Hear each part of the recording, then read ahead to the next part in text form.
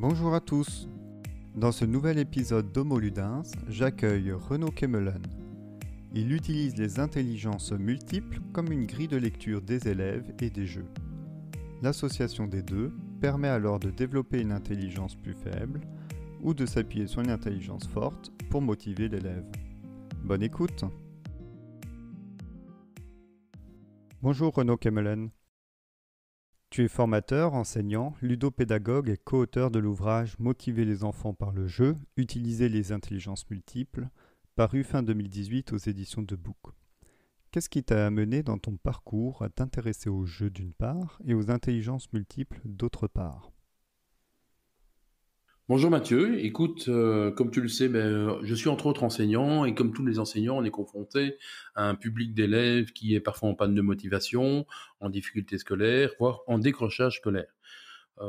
Et les intelligences multiples, pour moi, c'est un outil accessible à tout le monde, enseignants et élèves, pour justement apporter un brin de solution à cette situation-là. Une théorie qui dit que on est tous différents, on a tous des capacités différentes. Et la différenciation, c'est vraiment quelque chose qui était essentiel dans notre enseignement. Et donc, c'est assez normal que je m'appuie sur cet outil-là pour essayer d'avoir un éclairage sur le jeu. Parce qu'évidemment, quand on a les intelligences multiples, c'est bien pour l'estime de soi et autres. Mais la question, c'est de dire, mais comment je vais les développer ? Et le jeu, pour moi, est une réponse assez facile. Personne n'a envie de faire plus de devoirs et d'étudier plus longtemps quand on est en difficulté scolaire et qu'on ait le cours de maths, par exemple. Par contre, jouer à des jeux, on peut le faire. C'est un moment interpersonnel ou un convivial. On peut trouver un jeu qui est vraiment approprié à la tranche d'âge, au niveau, au type de plaisir que l'on recherche dans ce type d'expérience. Il y a tellement de jeux qu'on peut pas dire je n'aime pas jouer. Je n'aime pas peut-être jouer à ce type de jeu-là ou dans cet environnement-là. Mais donc, il y a un matériel tout fait pour les enseignants et pour les joueurs apprenants qui est ludique, où on plonge dans un autre espace spatio-temporel qui nous coupe du monde et on ne se rend pas compte qu'on développe nos compétences. Peux-tu nous présenter la théorie des intelligences multiples en quelques mots, en donnant peut-être un exemple de jeu qui pourrait travailler cette intelligence-là ? Oui, bien sûr. Alors, la théorie des intelligences multiples est la théorie qui est basée sur les travaux d'Howard Gardner. Une théorie qui est contestée au niveau des neurosciences. Et nous, on ne conteste pas cette contestation. On considère que c'est une grille de lecture pour voir autrement les individus, les apprenants, et alors surtout les activités ou les outils. Et donc, à chaque intelligence, capacité qu'on devrait dire, on va essayer de trouver des jeux ou des outils. Alors, il y a 8 types d'intelligence. Les deux premières, c'est ce que moi je qualifie d'intelligence scolaire, linguistique et logico-mathématique. Ce sont les intelligences de l'école, de la société. Évidemment, si l'une ou l'autre est plus faible, on a des difficultés dans l'apprentissage, vu que notre enseignement est basé là-dessus. Si on a un trouble de l'apprentissage, évidemment, on est dyslexique ou dyscalculique. Il y a aussi évidemment des conséquences par rapport à ça. Et donc, souvent, on va utiliser le jeu pour développer ces compétences-là, vu qu'elles sont essentielles. Alors, linguistiquement, on peut utiliser évidemment le jeu comme Scrabble, qui est un jeu de mots, mais qui en même temps appelle de la logique. Donc souvent, un jeu mobilise plusieurs types d'intelligence. On peut jouer de différentes manières avec son profil. Le jeu concept, qui était un jeu qui va mêler des images et donc du visio-spatial, je vais en parler après, mais aussi des liens logiques et donc de la logico-mathématique. Tout ça en jouant en 8, et donc il y a un côté collaboratif interpersonnel qui est vraiment très présent. Donc le jeu imagine, qui permet aussi de faire deviner des mots, voire des phrases et des proverbes beaucoup plus complexes.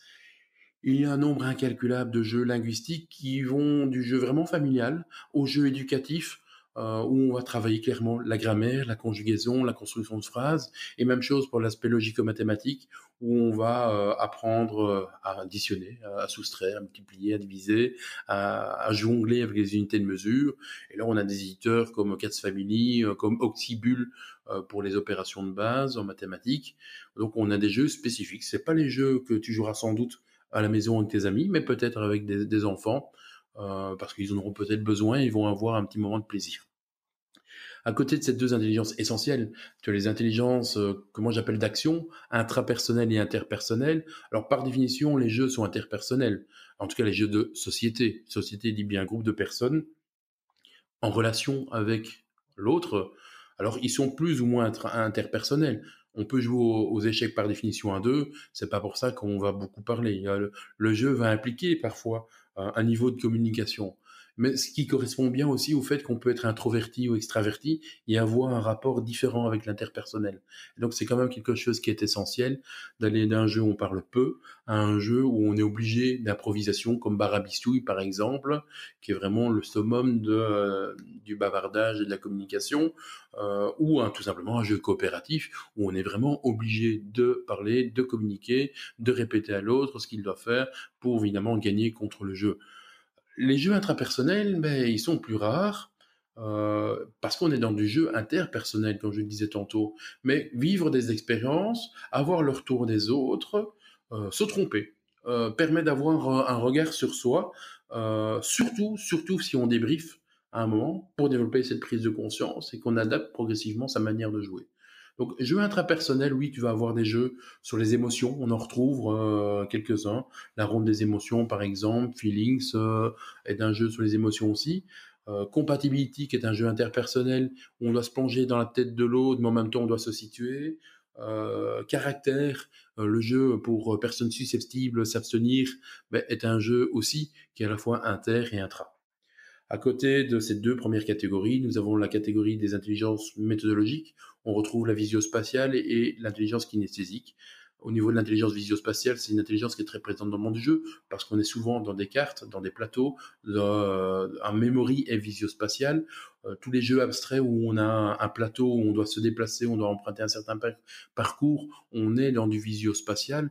Donc le jeu d'échecs, le jeu de dames, toute la collection abstraite de Gigamic, Pylos, Corridor et ainsi de suite, sont des jeux où l'intelligence visio-spatiale est très présente. L'intelligence kinesthésique, on va pas se leurrer, est un peu moins présente, même s'il y a des jeux d'adresse qui existent, souvent pour une certaine tranche d'âge, hein, plus pour les enfants, comme Suspend par exemple. Mais souvent, on a une motricité qui est quand même limitée à je tire une carte, je déplace un pion. C'est pas de la réelle motricité. Par contre, vivre une situation de jeu permet de se positionner, de positionner son corps autrement. Ce qui serait pas admis nécessairement de la part du même élève qui est en train de faire des exercices de maths. Autant on accepte qu'on se penche, qu'on se courbe, qu'on s'appuie sur la table, qu'on joue, mais quand on fait un exercice de maths, s'il vous plaît, monsieur, veuillez avoir votre attitude. Et puis, on a la dernière catégorie, les intelligences environnementales, dans lesquelles on retrouve l'intelligence musicale et naturaliste, deux intelligences un peu moins développées, un peu moins présentes, peut-être de trop dans la théorie de Howard-Gardner.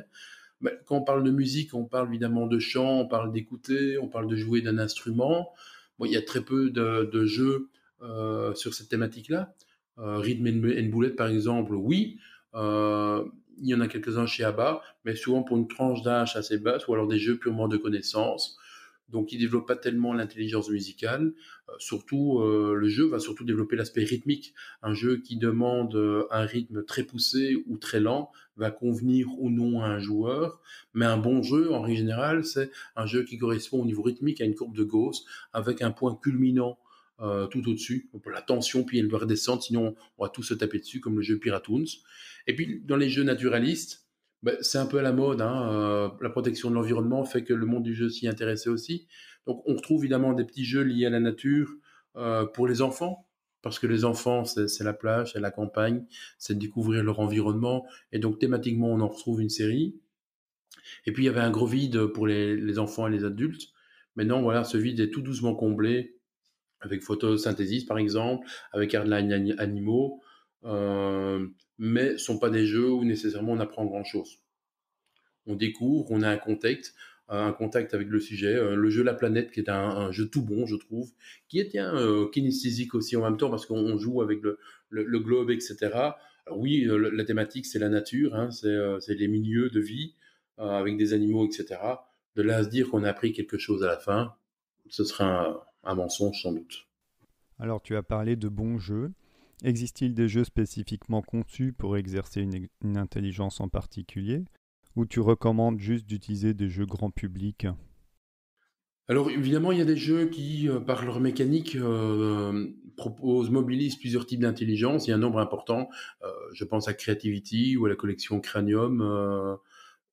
Voilà, les épreuves qui sont proposées permettent de fredonner, de faire deviner avec un mot, avec deux mots, en tordant un fil de fer, en jouant avec de la plasticine, en dessinant, etc. Donc on va retrouver. Après, ça reste très faiblard à ce niveau-là. J'aurais tendance à dire que Il y a des jeux qui ont une dominante en termes de mécanique. Trouvons ces jeux-là. Trouvons l'exigence, situons l'exigence de ce jeu par rapport à la compétence. Et puis, choisissons ce jeu. Et puis, il faut un jeu où on a envie de rejouer, qui dure pas trop longtemps. Si on joue qu'une partie, on va pas apprendre. C'est pour ça que moi, j'aime bien, j'ai pas d'action, hein, mais les jeux gigamiques, parce que 15-20 minutes, c'est une bonne durée d'un jeu. Et souvent, on a envie de rejouer, on comprend pas pourquoi on a perdu, et paf, ça nous énerve. Et c'est là que la compétence va sans doute s'exercer. Donc, pas réellement de jeu intelligence multiple. Ce qui est certain, comme je l'ai dit tantôt avec l'exemple du Scrabble, c'est que souvent on mobilise plusieurs intelligences, soit par la thématique même du jeu, soit par la mécanique du jeu, et soit évidemment parce qu'un joueur vient avec ses intelligences dominantes, et donc il va souvent les mobiliser de manière inconsciente. De quelle manière peut-on utiliser le jeu combiné à la théorie des intelligences multiples dans l'enseignement? Alors il y a plusieurs possibilités. La première possibilité, c'est de dire, voilà, j'ai un élève qui a une intelligence faible, on doit l'aider. Alors c'est souvent les intelligences linguistiques et logico, voire interpersonnelles, si on considère qu'il y a vraiment un problème de comportement par rapport au groupe. Mais donc on va apporter des jeux qui vont permettre de développer ces intelligences-là. Et donc là, on est dans de la régulation, de la remédiation, si tu préfères. Ou une deuxième possibilité, c'est de dire, on a des intelligences dominantes, ça prendrait, ça occuperait trop de temps de réguler les intelligences plus faibles, donc on va s'appuyer sur l'intelligence dominante, on va encore la développer, parce qu'une intelligence dominante, c'est souvent lié aussi à une zone où on a du plaisir. Et donc, on ne doit pas lutter contre encore un truc de logique, de stratégie, de maths, etc. Et donc, cette notion de plaisir, elle est vraiment essentielle. Donc, soit remédiation, soit on s'appuie sur une intelligence dominante pour l'amener plus loin. Et comment un enseignant peut-il identifier le profil de ses élèves pour les aider et leur proposer des jeux adaptés? Alors, Garner se refusait de profiler les personnes avec qui il travaillait, surtout avec des questionnaires, ce qui est logique, étant donné que les intelligences multiples, c'est la manière dont on traite l'information. Donc, ça veut dire en action. C'est pas la manière dont on reçoit les informations. Et donc, ça veut dire qu'il faut proposer des actions à ceux qu'on veut profiler. Et le jeu, par définition, permet de mettre plusieurs personnes autour d'une boîte, d'un plateau, et de les voir en action. Alors peut-être qu'ils vous auront choisi un jeu et que c'est le thème ou dire c'est un jeu de stratégie, donc ça me plaît, et puis la manière dont ils vont jouer. Ça veut dire qu'évidemment, l'observateur, le profiler, il doit absolument connaître le jeu, bien observer, avoir peut-être une grille d'observation, et puis surtout, débriefer pour recevoir des informations sur pourquoi il a joué comme ça et pas comme ça. Justement, tu parles de débriefing. Quelles sont tes recommandations en ce qui concerne le déroulement d'une séance de jeu en classe? Alors, l'idée est assez simple en soi. 24 élèves qu'on regroupe au centre d'une classe, d'un îlot. On explique rapidement les quelques jeux, en maximum 5 minutes, sinon les élèves partent partout et ça va pas aller. L'idée, c'est leur donner envie de jouer et leur donner leurs premières clés de jeu. Souvent, un jeu, s'il est bien conçu, en ouvrant la boîte, on devrait pouvoir savoir où on doit poser les premiers éléments et ce qu'il faut commencer pour jouer. C'est seulement après que toutes les autres règles viennent. Et donc, c'est dans un second temps que l'enseignant va passer pour donner un deuxième niveau de règles. Et puis, une fois que les parties sont vraiment lancées, dans un troisième temps, mais il répondra aux questions. Ce qui est essentiel, mais ça, tu l'as compris, c'est qu'à la fin, évidemment, de la séance de jeu, il faut obligatoirement un débriefing, une prise de conscience de j'aime, j'aime pas, pourquoi j'ai aimé, pourquoi j'ai pas aimé, pourquoi on a gagné, pourquoi on a perdu, quelle stratégie était la bonne ou pas, parce que, ou quel acquis, si on est dans du jeu éducatif, quel acquis j'ai réellement. Cette prise de conscience est la clé pour qu'il y ait apprentissage. Et comment évalue-t-on l'efficacité d'un jeu dans le développement d'une intelligence? On ne sait pas l'évaluer, hein. Il n'y a pas d'étude qui a été faite sur la pertinence de la théorie de Howard Gardner, et je suppose qu'il n'y en aura pas, étant donné qu'elle est contestée tant par Gardner lui-même que par d'autres, comme je disais tantôt. La pédagogie intelligence multiple, en tout cas pour le secondaire, elle vient seulement d'être définie, donc elle est par définition pas encore évaluée, parce qu'il faut d'abord former les enseignants, etc. Et donc c'est seulement dans un troisième temps qu'on pourra valider ou non cette pédagogie-là. Et par définition, le jeu et les intelligences multiples, ça n'a pas été évalué non plus. Ce qui est certain, C'est que tout apprentissage, toute confrontation à une activité de façon répétitive, avec une prise de conscience, avec de l'essai-erreur, et la possibilité de remédier à cela, va entraîner l'apprentissage. C'est le cas d'un enfant qui joue au foot, qui apprend un instrument de musique, etc. Si on s'il a envie de le refaire, s'il prend conscience de ses erreurs, si on lui montre ou s'il arrive à découvrir comment il peut faire mieux, il y aura apprentissage. Quels conseils peux-tu donner aux personnes qui souhaitent utiliser des activités ludiques en classe tout en s'appuyant sur la théorie des intelligences multiples? Alors ça dépend de l'investissement et du temps qu'ils ont évidemment. La difficulté de l'utilisation du jeu en classe, c'est avoir une culture ludique. La culture ludique, elle peut s'acquérir si on a le temps via une formation. Comme tu le sais, je donne cours à la Haute École Bruxelles-Brabant en sciences et techniques du jeu. Évidemment, c'est le summum de la formation par rapport au jeu. Après, c'est la seule formation aussi en Belgique, hein, mais bon, voilà. Si on a moins de temps, le livre que nous avons écrit avait pour objectif de répondre justement aux personnes qui ont un peu moins de temps et de dire, selon les intelligences multiples, selon une grille de lecture, quel jeu je vais justement choisir, sans devoir suivre de formation. Ça ne donnera pas toutes les compétences, mais ça aidera un tout petit peu. Troisième possibilité, alors elles sont parfois complémentaires, ces possibilités, c'est évidemment fréquenter des experts du jeu. Je pense aux magasins de jeux spécialisés qui ne vendent que du jeu. Je pense aux ludothécaires qui connaissent les jeux, qui jouent aux jeux, qui animent les jeux et qui ont un regard un peu plus poussé évidemment que le commun des mortels sur les jeux. Et la quatrième, et aussi il ne faut pas l'oublier celle-là, c'est participer à tous les festivals possibles et imaginables de jeux, parce que c'est le moyen d'en découvrir le plus grand nombre sans devoir lire les règles. Et ça, en règle générale, personne n'aime lire les règles. Avant de terminer notre échange, y a-t-il un sujet que nous n'avons pas abordé et dont tu aimerais parler? Je dirais deux sujets. Le premier, même si, enfin, il est un peu effleuré, je pense, mais c'est le droit à l'erreur. Mais c'est un moyen, grâce à ta question, de m'arrêter dessus. On est dans une société, surtout dans le monde scolaire, où un enfant rate, il se bloque. Et puis, il a honte. Donc, l'estime de soi est détruite ou abîmée. Le jeu donne envie de recommencer. Fait que si en tout cas les adversaires sont bienveillants, on n'est pas stigmatisé, on dit pas c'est foutu. Parce qu'il y a parfois moyen que la chance tourne, de changer de stratégie, de recommencer tout simplement une partie.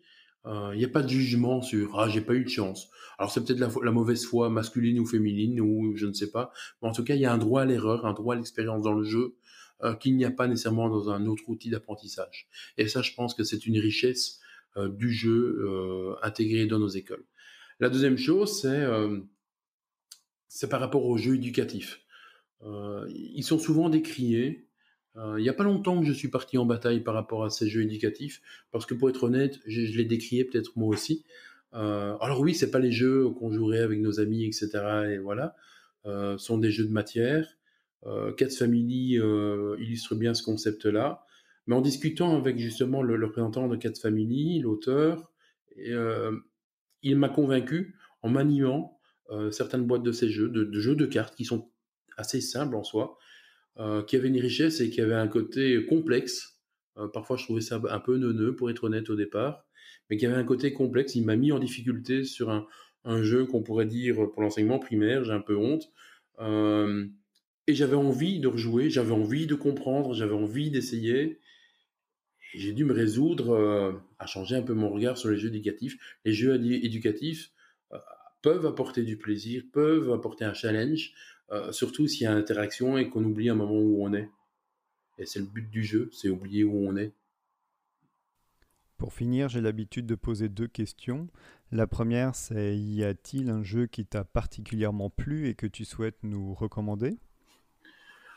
Mais je pense que j'en ai un peu parlé tantôt, parce que c'est vraiment mon jeu fétiche pour le moment. Parce que j'ai des amis qui me le réclament tout le temps aussi, hein, mais bon, voilà. C'est le jeu La Planète. Ce jeu avec le globe où on défend un territoire, etc. Alors, il n'y a pas le côté kinesthésique dont je parlais tantôt.